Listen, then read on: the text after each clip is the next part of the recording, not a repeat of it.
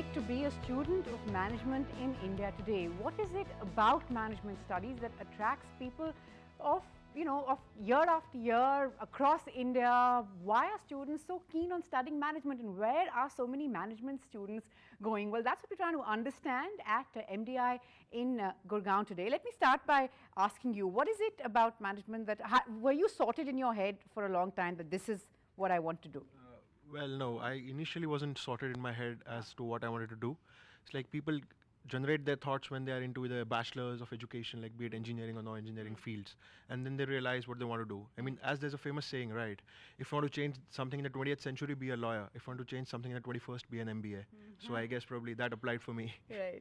And how much of it really, if I could ask you there, how much of it has to do with, say, peer pressure of what people are doing around you? Does that sort of really figure, you think, not just in your case, but say the world around you? Maybe that was the in thing that that the graduation only doesn't help, and MBA is one ladder that takes you, a long distance. So that could be a reason which creates the peer pressure and people opt for it. But not generally. There are people who feel that there are some gaps which needs to be plugged in, and that's where MBA comes in and helps you develop that required skill set to grow. Right. What is the one thing that you're hoping that an MBA is going to give you that perhaps something else would not?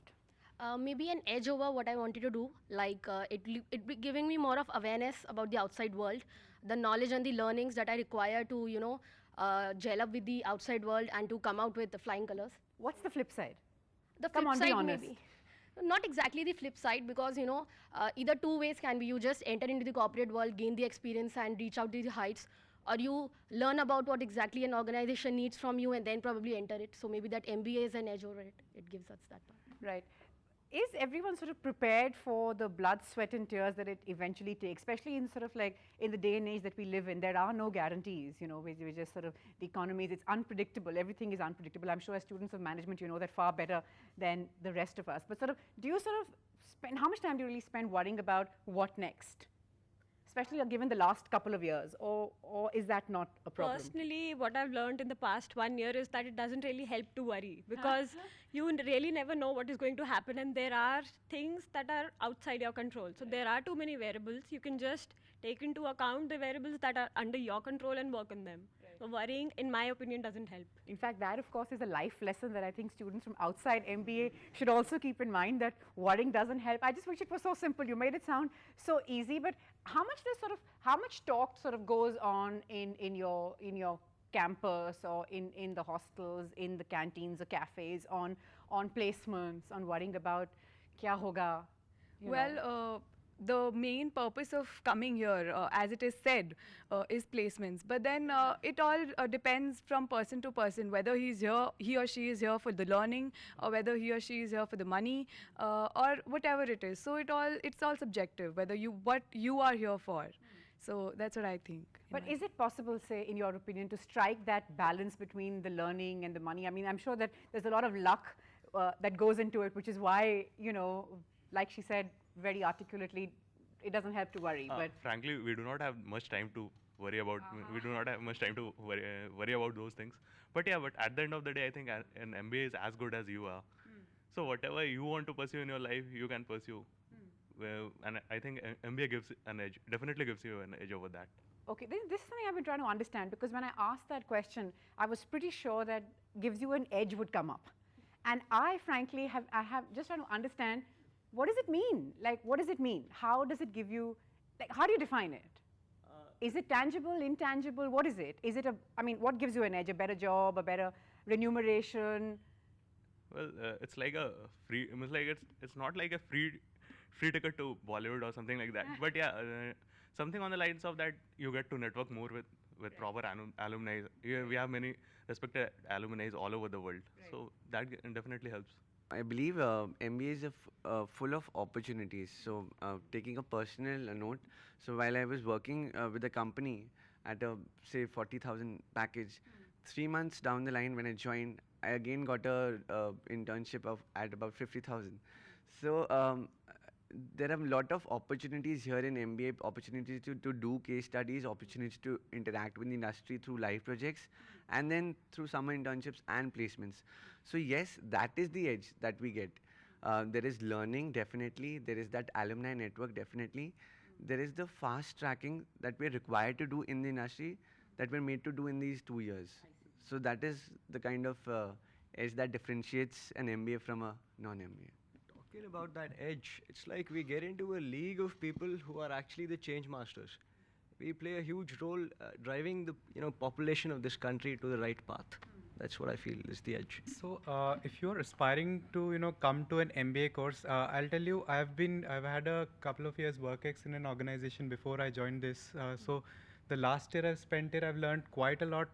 I'd say I learned far more than I'd learned in those 2 years in my organization before.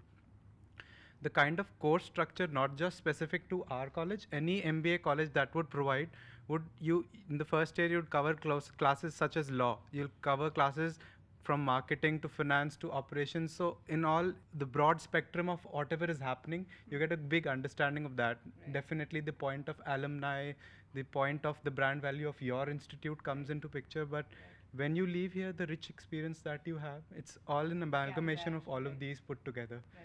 These clubs do help. They give us life experience. Are all these things some, sort of things that you realized only after getting in, or sort of, because all those getting in, like the conversations going so far, most people only get in with that tiny thing in mind that this is going to be that, like that, I'm the next CEO or whatever, the next big thing, Satya Nadella, move aside.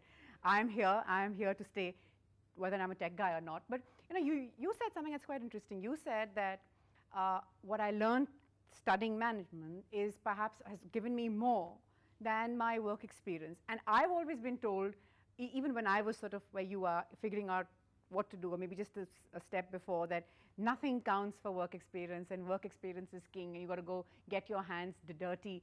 Is that something that you agree with?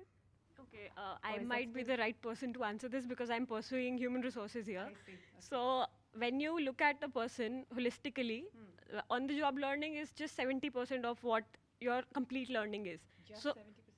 I mean, 70% is the big amount, but then the remaining 30 comes from your other experiences. So learning programs are required to make the entire person a holistic manager here in this case, or if you're pursuing some other career. So even there, some amount of basic learning, basic fundamentals have to be clear, which can then be adequately applied on the job. So is it I don't know, easier said than done? Or is it possible? Does it all sort of sound very, right? But what for you was the biggest challenge? So I'll try to relate to what was earlier being discussed here.